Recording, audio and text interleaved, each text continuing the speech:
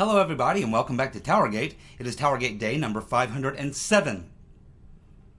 507, July the 30th, 2018, Monday. Thank you so much for tuning in. Well, normally on Monday, things are kind of light because Sunday's a slow day and we do Dumbass of the Week. Unfortunately, no Dumbass of the Week today. Far too busy, too much important news to cover. I will try to get to that tomorrow in some of the lighter stuff. Today I want to do a follow-up on the major story from yesterday. We have some additional details.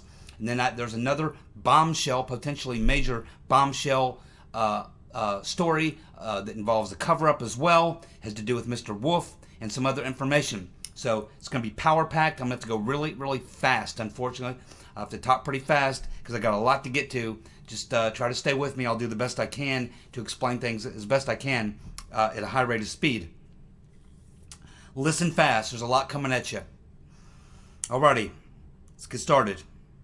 Okay, so first, before I do, I just want to have a follow-up note on something I talked about yesterday, which is, we all know, Congress is going on their summer recess. It's 5 weeks, but we did learn from Devin Nunes that they are going to, and Goodlatte's committee, they are going to, even though they're on summer recess, they are going to have those witnesses, 27 of them, I think it was on Nunes's list, that they're going to have come in and testify to Congress. These are all the people from the State Department, and Clapper and Comey are coming back. Peter's been stroking us, coming back. So they have all these witnesses, and they are going to do this during the summer recess. But Matt Gaetz was on TV, and he said that, these are going to be open sessions, not closed sessions. These are going to be open hearings that they're going to do with these people. So we're going to get to hear from all these people in open session during the summer break, during the summer recess. So it looks like it won't be that slow of a summer in D.C. after all. We'll be covering every single bit of it, I can assure you. So that's good news. Now let's get on to the other stuff. Okay, so let's pick up on where we left off yesterday regarding this the judges' rulings and the cases both in London and in Florida. The case in London is, of course, Mr. Gubarev versus Christopher Steele. The case in Florida is Mr. Gubarev versus BuzzFeed. So let's go ahead and get back to that. So after the ruling by Judge Ursula Ungaro, U-N-G-A-R-O, who I believe is a female judge, that Fusion GPS company owners, employees must stand for deposition and take the witness stand in the case of Gubarev versus BuzzFeed. Now, Mr. Gubarev's attorney, Evan Weitzer, made a statement after the judge's ruling, and his statement was, quote, "We got everything we wanted," unquote. Ungaro has ruled that Fusion GPS and BuzzFeed editor Ben Smith must answer a broad array of questions about Fusion GPS role in creating, investigating, and disseminating the Steele dossier. Mr. Gubarev's attorneys can ask Fusion and Ben Smith about the firm's dossier clients, its decision to hire Christopher Steele, and that's a biggie, and its intent and its interaction with government officials and media outlets. This coming to us today from Chuck Ross of the Daily Caller. Now, this is extremely important here because the judge is going to force Fusion GPS and Ben Smith of BuzzFeed to disclose everything that they know in regards to the dossier about the dossier's clients. The clients. Very important. Also, the decision to hire Christopher Steele. Why is that such an important issue? And why would Gubarev's attorneys be interested in that? Well, here's why. Because as we get farther down the road and we can see that there's a lot more involvement by Hillary Clinton's State Department than what we had previously known, well, we know that the relationship with Christopher Steele and the Right Reverend Clinton and the State Department goes back into 2014. That's where that relationship really began, because Christopher Steele authored over 100 papers for Victoria Nuland, regarding the Ukrainian situation. So it's very, very likely that even though we've all suspected up until this time that Christopher Steele was brought in by Glenn Simpson because they had known each other in the past, it's very likely 50-50, maybe better than 50-50, that Christopher Steele may have actually been brought in to the situation by the Rotten Reverend. Not Glenn Simpson. The Rotten Reverend may have been the one who brought Christopher Steele in, and not Glenn Simpson, despite the fact that he knew him. That is critically important. But what's even more important is that BuzzFeed and Confusion GPS and probably Christopher Steele in London are going to have to disclose all their interactions and communications, by the way, with government officials having to do with the dossier. Uh-oh. How about Mr. Halper, Mr. Downer, Mr. Mifsud, Mr. Melion, Mr. Weiner? All these people are now going to come into play. And Steele and Confusion GPS have to not only sit on the witness stand and ask questions, face a deposition, they have to produce any documents and recordings, communications with government officials and media outlets. Whoa. Whoa. You see how this thing could blow, this civil case could blow this entire investigation wide open. Because this is everything. This is everything Nunes is trying to get to the bottom of. Everything the Goodlatte Committee is trying to get to the bottom of. Everything that I'm trying to get to the bottom of. Because this covers it all. This was a 16-page ruling. And it does also call for all the communications with Christopher Steele and Glenn Simpson. All the communications between the two of them, between either of them and government officials, between either of them and media organizations. They got to come off of all of it.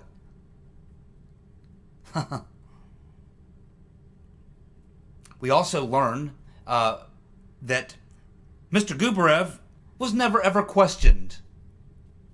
Here it is. He's mentioned in the final memo, Memo 17, as the owner of XBT Holdings, the owner of Webzilla, the Dallas-based tech firm. He's accused of being the one who did all these crimes against the DNC. Yet he says he was never interviewed or contacted in any way, shape, or form by the FBI, the American government, any investigative agency, or anyone else. The DNC or anyone. Was never sued by anyone. Never contacted any way, shape, or form. Can you believe that? He's the guy that's supposed to be the guy that did all that, that put his people up to doing all that for Putin, and they never come and interview him, they never charge him, they never investigate him, they never subpoena anything from him. Can you explain that? I can't. Neither can he. The dossier, Memo 17, claims that Mr. Gubarev and Webzilla XBT Holdings had used botnets and porn traffic to transmit viruses, plant bugs, steal data, and conduct altering operations against the DNC leadership. Now, Mr. Gubarev's companies operates 75,000 servers.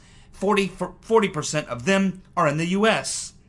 Gubarev says that his firm collects real-time information on all of his networks, and if there was hacking, the evidence would be found on his servers. He says it's not there, and that the U.S. government never questioned him or asked him to look at his data or subpoena any data. Where he says the proof would easily have been found. He says, Gubarev is sitting there saying, wait a minute, and I've seen him on an interview. He's a smart dude. Remember, you're not dealing with an idiot. You're dealing with a guy who himself is an IT expert. He's a high-level programmer. He's a high-level programmer. He operates server networks. He offers web hosting services for large corporations, governments, and others. He says that he has an active program within his operations that would track every single communication. In fact, if he would have performed these hacks or these operations, they would have appeared within his own network. He's asking a simple question. If I'm the one that's stated as having done all these things in Memo 17 of the dossier, the government would certainly know that all that would be on my servers, on my networks. Why didn't they come here and subpoena that information? Why didn't they subpoena documents and data? Why didn't they even come and knock on my door or call me on the phone and say, hey, we'd like to talk to you? Nothing. He said nothing. No one's ever talked to him, called him, sent him a letter, a text, nothing. They've never asked to subpoena anything, any equipment, any data, nothing. Yet he's the guy that's accused of doing the hacking of the DNC, and they have no interest in him? Does that make any sense to you? Can any of you explain that? Neither can I, or Mr. Gubarev. The Democratic National Committee, according to the judge, must now produce all the evidence to back their accusations that Mr. Gubarev used botnets, porn traffic to transmit viruses, plant bugs, steal data, and conduct altering operations against the DNC leadership. They must produce the evidence of that. So Mr. Steele and the DNC and Fusion GPS have to produce anything that they got on that. Information, verbal, written, emails, data, technical data, whatever they got. They got to come off of it. Do you think the DNC has it? I don't think so. The DNC leadership officials will be deposed. They will stand for deposition, and they must take the witness stand and produce all the documents and all the evidence to make the case that they've been making against Mr. Gubarev all this time. Now they got to prove it. It's put up or shut up time for the DNC. Put up or shut up. And I'm pretty sure they can't put up anything. What are we going to learn after Mr. Gubarev? And you can bet he's got really good technicians. He's a master programmer, high-level programmer in his own right. He owns an large global IT tech firm. You aren't going to bullshit Mr. Gubarev. That's his business. You aren't going to beat him. That's his business. So, Debbie Blabbermouth Wasserman Schultz is going to have to be deposed and take the witness stand and produce the CrowdStrike report and all the other data. Guess who else may very likely have to stand for deposition? Take a seat on the witness stand. The rotten Reverend Clinton.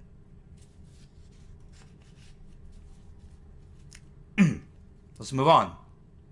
Let your mind work on that for a while. This just in. Breaking news, you might say. The Russian expatriate and founder of CrowdStrike, Dmitry Alperovitch, sits on the Atlantic Council.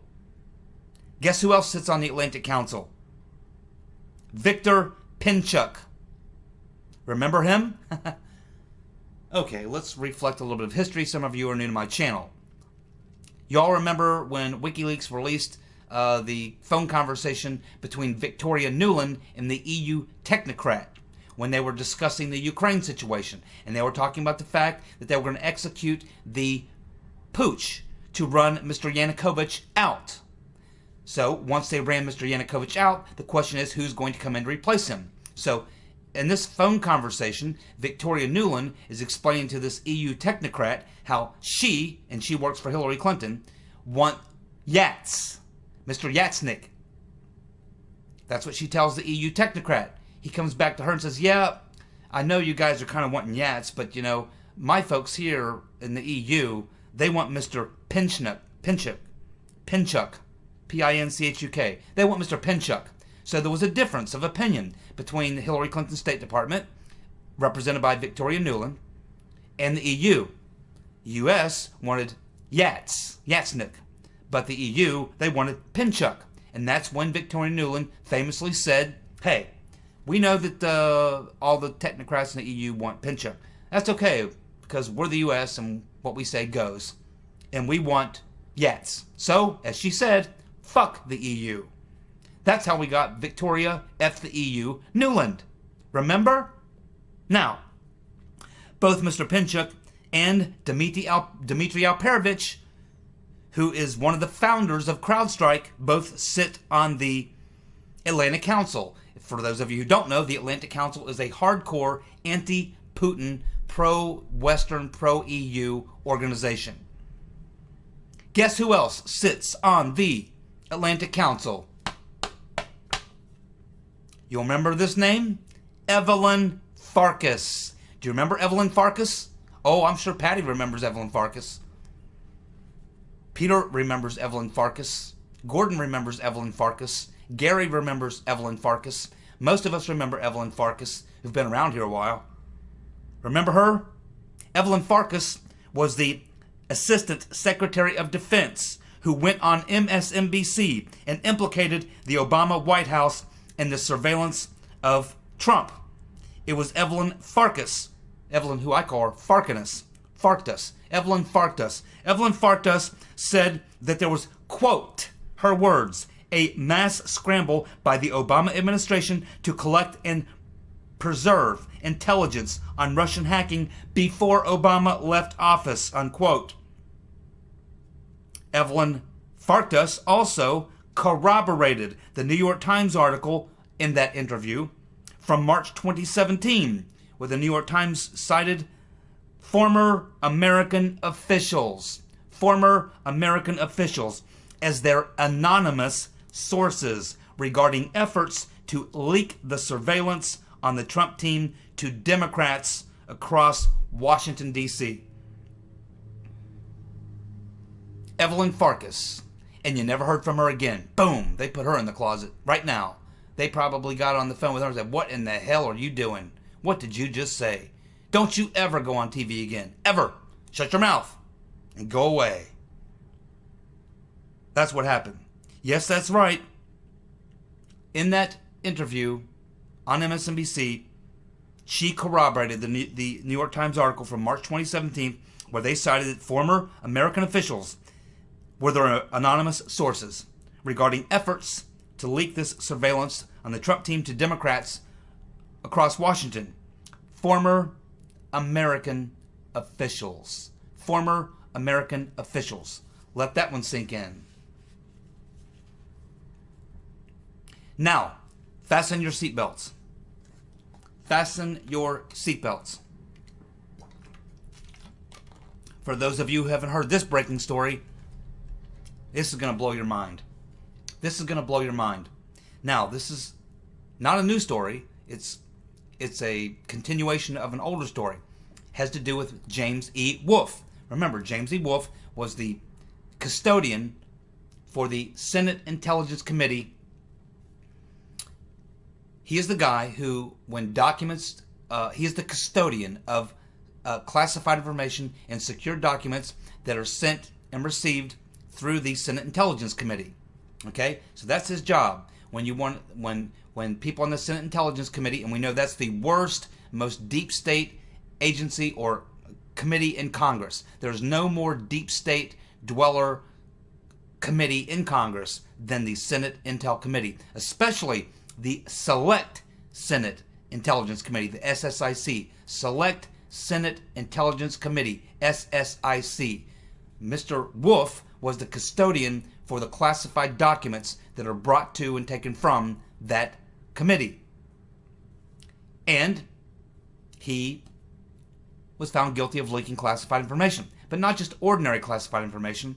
It was believed, now this new information proves that he was what he actually did leak. He leaked a lot of things, but the most important thing that we believed he may have leaked, which we now know he did leak, was the FISA application on Carter Page. All 82 pages. To his concubine, or girlfriend, whatever you want to call her, as well as the New York Times and the Washington Post, and 5 other media organizations. Okay? So, remember what happened. All these leaks were going on. All these leaks are going on. So back months ago, Jeff Sessions, the Attorney General, the eager achiever, the overachiever, eager beaver, Jeff Sessions comes out and says he's going to launch his investigation. They're going to get to the bottom of who the leakers are. So he had a leak investigation going on to find out who the leakers were, where the leaks were coming from. And of course, Mr. Wolfe is one of the people, the biggest fish they've gotten in this particular deal. for leaking. Okay, so that's kind of the backstory. Keep that in mind. There's an investigation going on to find out who's doing the leaking. So this huge scandal and deep state cover-up is from the most deep state committee in the Congress, the Senate, the Select Senate Intelligence Committee. And this story basically is a joint effort between Conservative Treehouse and MarketsWork.com.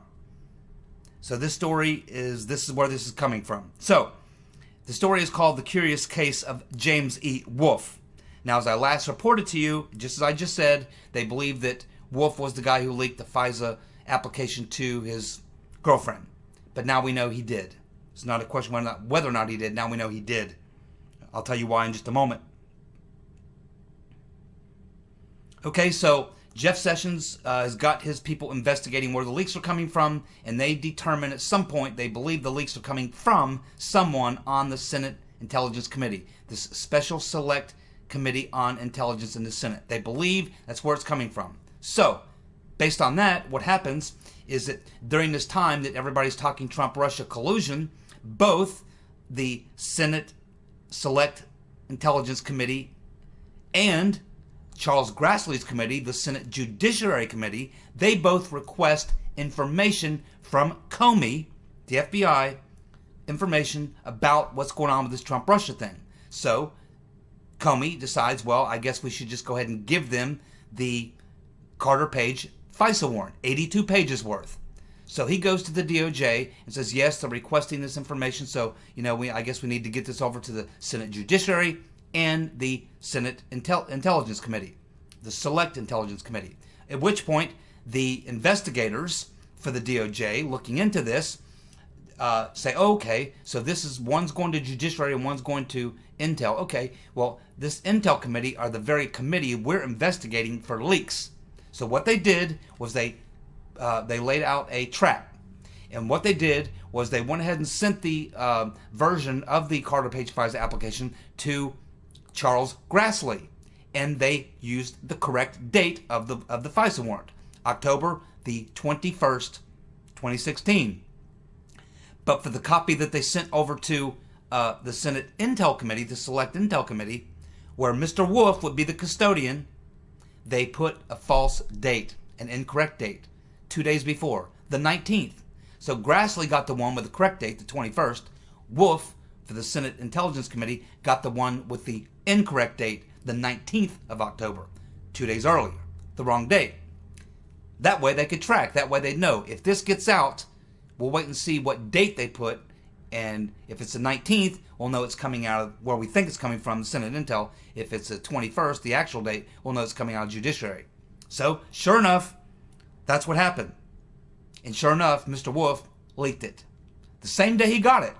Leaked it the same day he got it to his girlfriend and to the New York Times and Washington Post. And that same day, they published it with the date, the 19th.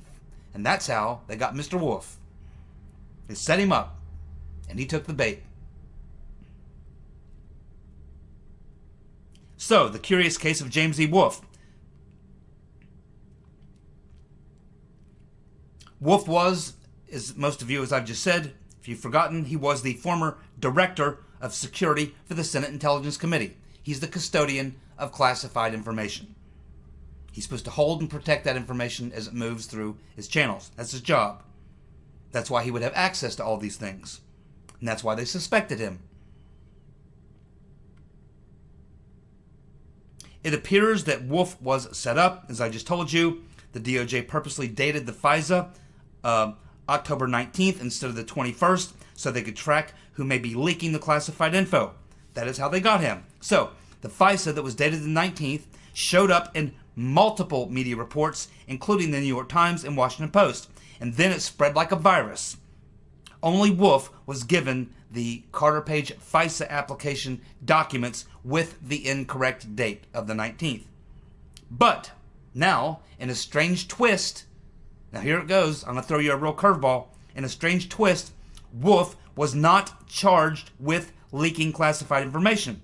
He was only charged with lying to the FBI. That's what the indictment states. The indictment after they arrested him, the indictment says lying to the FBI. It says nothing about leaking classified information.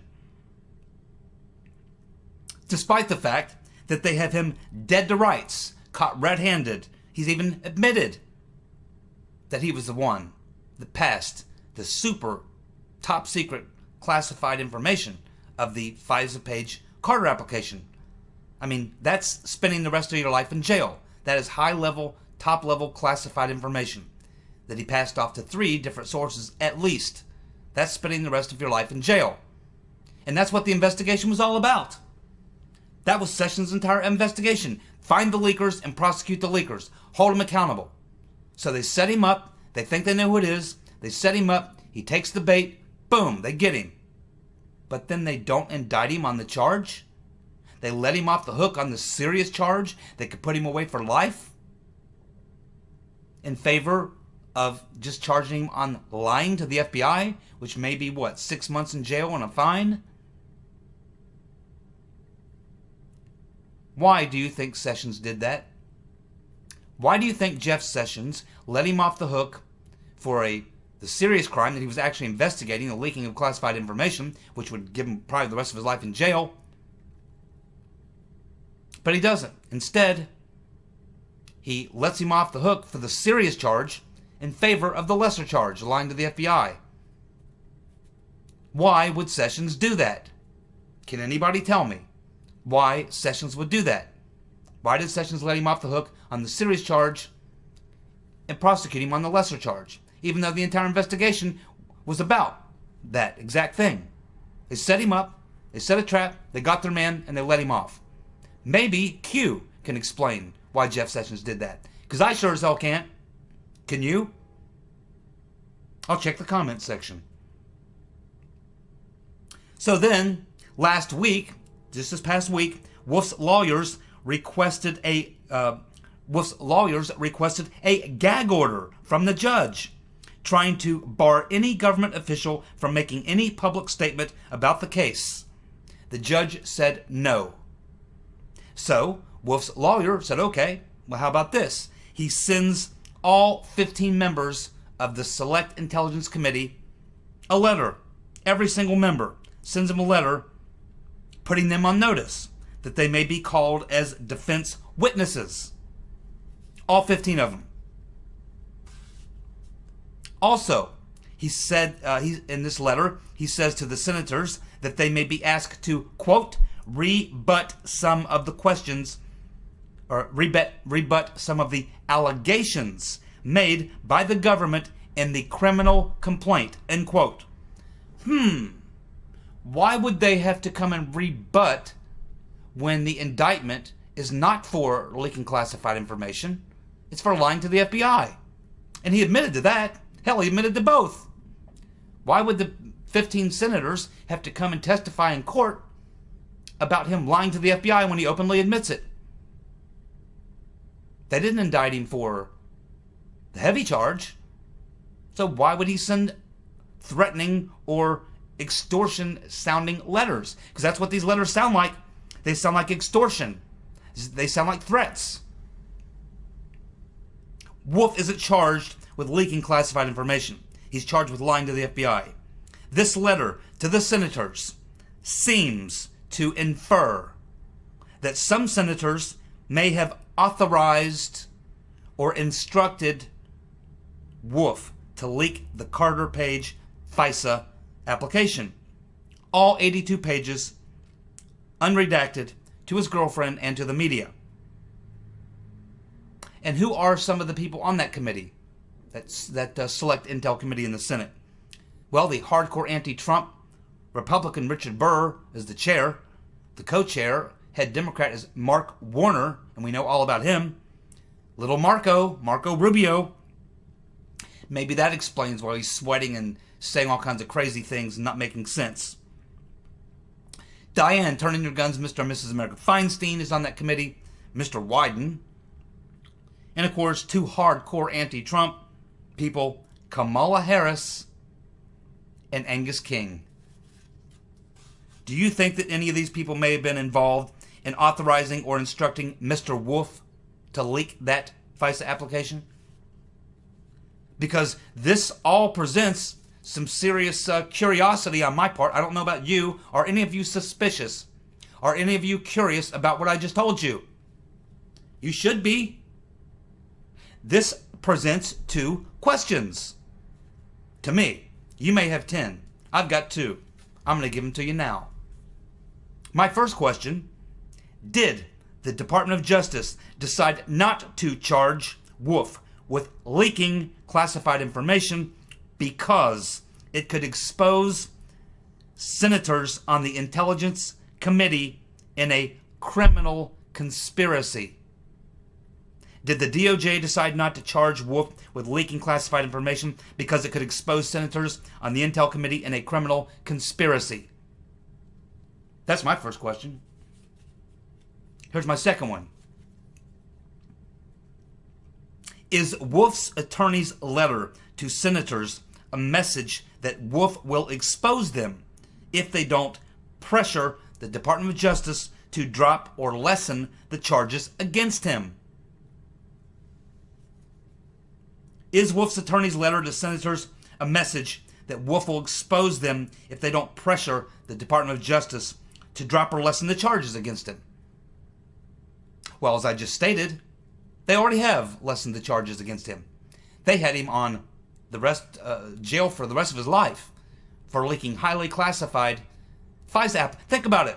It took Nunes's committee, the House Intelligence Committee, and other committees almost a year to get their hands on that.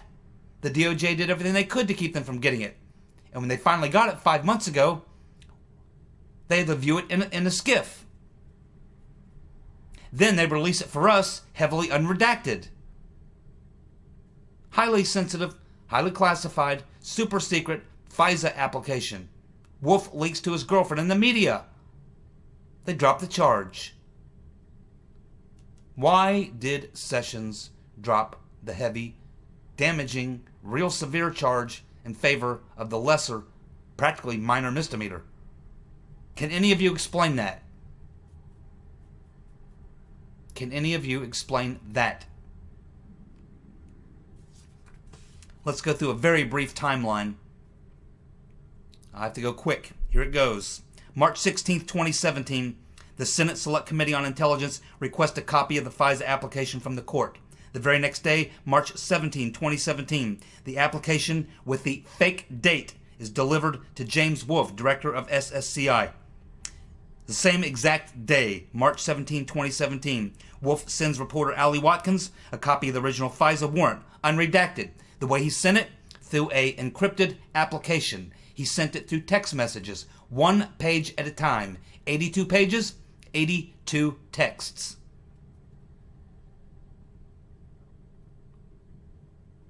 The very same day that he received it and sent it to his girlfriend, the New York Times and Washington Post published the article with the fake date. Boom. That's how they got him. October 31st, 2017, the FBI notifies Wolfe of the leak, and they are investigating the SSCI. He plays dumb. December the 14th, 2017, Ali Watkins announces she will no longer be covering the SSCI. December the 15th, 2017, the FBI confronts Wolfe again, this time with the evidence that he's one of the leakers. They show him the proof, at which point he admits to leaking and the lying. December 29, 2017, he resigns, that being Wolfe. Then the FBI gains a national security warrant against Ali Watkins to get all of her electronic communications dating back to when she was in college and first met Wolfe. Then on May the 3rd, 2018, a grand jury is seated against Wolfe with a sealed indictment. June the 7th, 2018, the indictment is unsealed and Wolfe is arrested. That's what happened. That's what happened. So, my question. Why did Sessions cut him loose on the real crime in favor of a misdemeanor? What the hell is going on? I'll check the comments section for your reply. Thank you so much for tuning in. Have a good evening. See you.